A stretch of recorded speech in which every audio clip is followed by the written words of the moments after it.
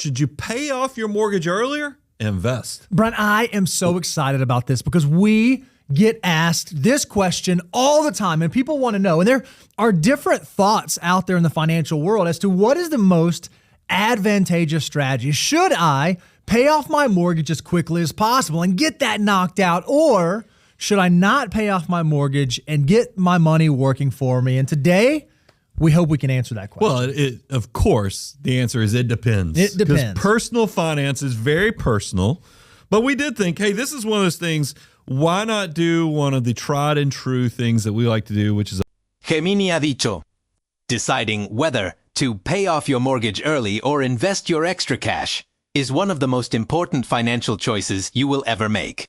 This decision can impact your long-term wealth by hundreds of thousands of dollars, while being debt-free offers peace of mind. Understanding the math behind interest rates and compounding, growth is essential for maximizing your net worth over time.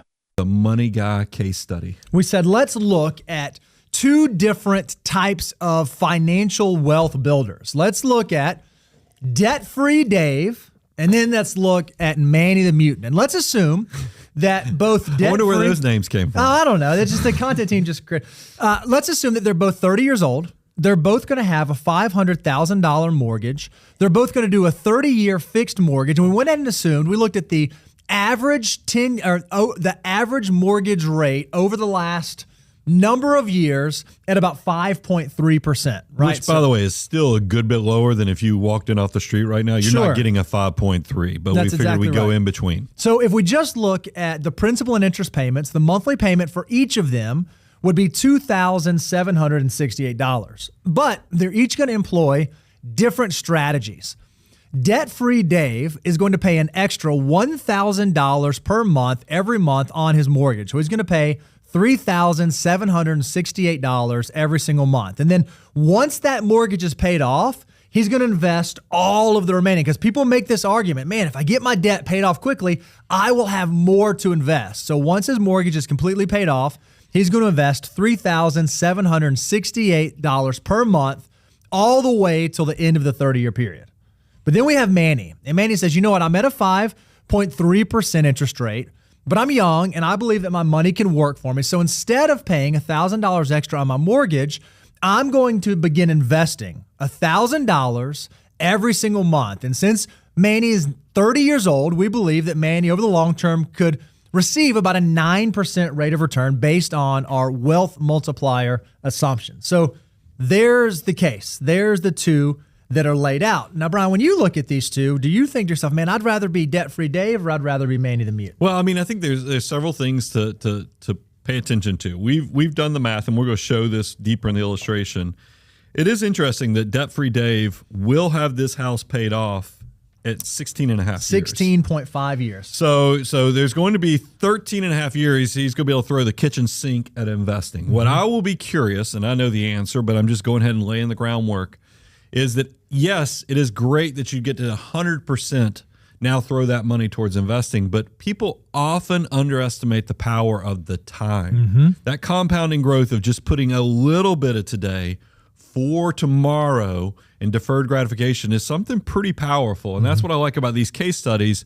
And realize we used 5.3%. Mm-hmm. There's an argument that if we just backtrack 3 to 4 years ago, the majority of mortgages are well under 4%. That's right. So when we show you the spread between what Debt-Free Dave and Manny the Mutant, we have gone conservative. Mm-hmm. We could have really just juiced it up, totally made this thing an exclamation mark, but we were trying to be as generous as possible. With that, I'll let you kind of walk through what happens after 30 years. Yeah, so when we fast forward 30 years in the future, both Dave and Manny have a fully paid for home. So that is the same in both situations. However, when you compare their portfolio values, Dave has built up a portfolio of $1 million. Remember, he was not saving for that first 16 and a half years, and then he began saving $3,700 every single month for the remainder, which is still an impressive feat, and building up $1 million portfolio is awesome. However, when you look at Manny and you look at the fact that he let his money work for a longer period of time, his portfolio was actually able to grow to $1.8 million. That's an $800,000 difference from what Dave was able to do. And remember, this is my point is that we used 5.3%. There's many of you, and I've talked to you, you're debt crusaders, and you were in your early 30s paying off 3% mortgage rates. This could be $1 million difference in the long term. And I think that's something that everybody should be aware of. But I hear you, a lot of you are like, yeah, but it's about the mindset. And most people to spend, I agree. There's a majority of Americans don't have discipline, and probably just you're going to be successful if you just focus on the debt and pay it off. But we know that there's a group of you, your financial mutants, that you are maximizers. And that's why you don't have to be a debt crusader, because you know thyself and you know the power of your time, you know the value of your money, and you're doing it a different path. Now, with all that said, Bo, are there alternatives or times when maybe you throw the math out and you just still go ahead and prepay the mortgage? Yeah, certainly. In this situation, when they were 30 years old, and you look at Manny and you look at Dave, the math drives a lot of it. But let's say that you had a different case study. Let's say that you had someone who'd been paying on a mortgage for a number of years, and maybe this person was in their early 50s, and maybe they even had a really great interest rate. Maybe it was down in like the 2.75, 2.5%. And they've been following the financial order of operations, and they've been building wealth. They've been doing all the things that they should be doing from a financial standpoint. In that case study, Brian, might it make sense for that individual to go ahead and prepay their mortgage? Yeah, so this is one of those things. You guys know I've had the dream that when I was doing Millionaire Mission, because just to clarify, because I don't want people to think we're 2. Understand the impact of these strategies. Let's look at 2 different approaches using a case study of 2 30-year-old homeowners. Both have a $500,000 mortgage with a 30-year fixed rate of 5.3%. Their monthly payment for principal and interest is $2,768.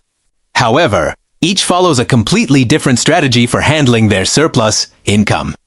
The first homeowner, Dave, focuses entirely on becoming debt-free as quickly as possible. He pays an extra $1,000 every month toward his mortgage principal. Bedoing tees, he successfully styrem leers.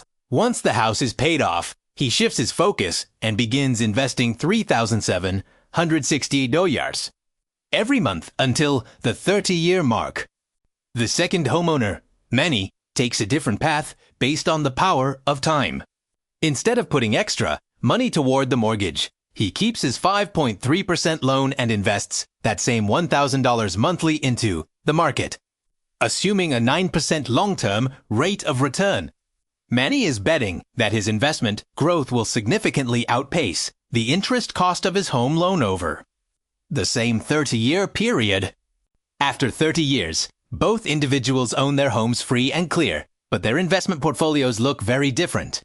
Dave, who prioritized debt, ends up with a portfolio worth $1 million. While this is an impressive achievement, his delay in investing during those first 16 years cost him dearly in terms of compound interest. He had less time for his money to grow, even with larger monthly contributions later. Manny, who invested from the start, ends with a portfolio valued at $1.8 million. This represents an $800,000 difference in total wealth compared to Dave by letting his money work for a longer duration. Manny allowed compounding to do the heavy lifting. This strategy works because the gap between a 5.3% mortgage and a 9% market return creates a massive wealth multiplier. The spread between interest rates is the key factor in this calculation. For taxpayers with older mortgages at rates around 3%, the difference in final wealth could easily exceed $1 million. In these cases, the tax-deductible nature of mortgage interest often makes keeping the loan even more attractive.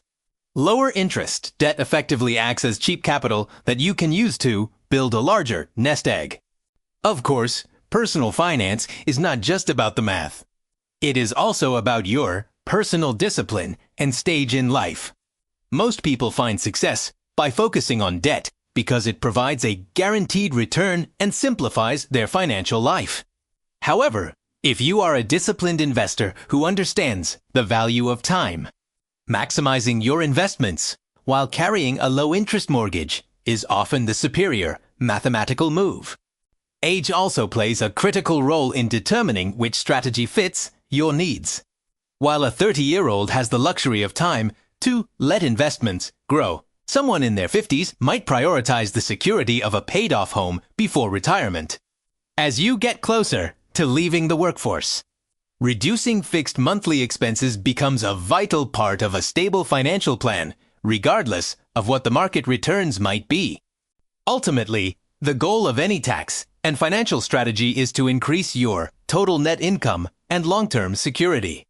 Whether you choose the psychological win of a debt-free home or the mathematical advantage of long-term investing, staying consistent is what matters most.